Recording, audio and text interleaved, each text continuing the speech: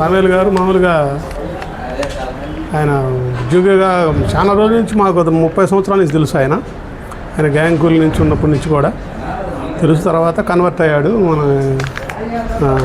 అటెండర్గా. పొజిల్లో ఉన్నప్పుడు ఎప్పుడైనా ఆయన మామూలుగా కాముగా ఆయన ఉద్యోగం ఆయన చేసుకుంటూ కాంప్లికేటెడ్ మనిషి కాదు, ఎప్పుడు కూడా పెద్ద మనిషే. ఆయన ఉద్యోగం ఆయన చేసుకుంటూ ఆయన జీవితకాలం బాగానే సర్వీసును ఆఫీసు అందరికీ సబార్డినేట్గా అందరికి చెప్పిన మాటలు బాగా వినటం కానీ, వ్యతిరేకంగా మాట్లాడకపోవటం కానీ, పేషీల మనిషి కాదు. మామూలుగా మనం చెప్పినట్టునే ఉంటుంది. మామూలుగా సర్వీస్ మొత్తం కూడా ఆయన ఆ విధంగా చేశాడు. కానీ నాకు సామేల్ గారికి బంధం ఏంటంటే ఆయనకు కొంచెం సంగీతం పిచ్చింది, నాకు కూడా కొంచెం సంగీతం పిచ్చింది.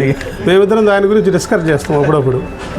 నేనేదో ఈ పద్యాలు అవి పాడుతుంటా, సామేల్ కూడా ఆ రాగమా ఈ రాగమా అని డిస్కస్ చేసుకుంటాం బాగా సంతోషంగా, పొదిలో ఉన్నప్పుడైనా ఎక్కడైనా.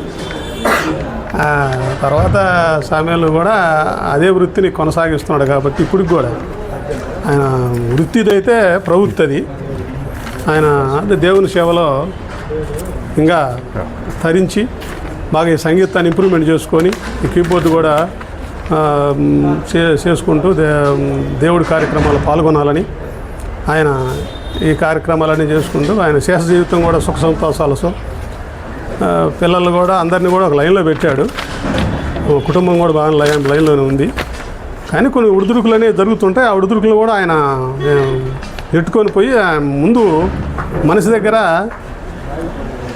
ఆత్మస్థైర్యం ఉంది, దేన్ని ఎంత కష్టాన్ని ఎదుర్కొండే స్థైర్యం ఉంది కాబట్టి అన్నీ ఎదుర్కొని ముందుకు తీసుకొచ్చాడు. నాకు పర్సనల్గా కూడా సామేల్ విషయాలన్నీ తెలుసు, చాలా మంచివాడు. ఆయన జరిగిన ఈ 35 సంవత్సరాలు 5 నెలలు పోరాడి ఉద్యోగం చేశాడు. ఈ శేష జీవితం కూడా సుఖ సంతోషాలు ఉండాలని, కుటుంబ సభ్యులందరూ కూడా అందరూ బాగుండాలని మనస్సాక్షిగా కోరుకుంటున్నాను.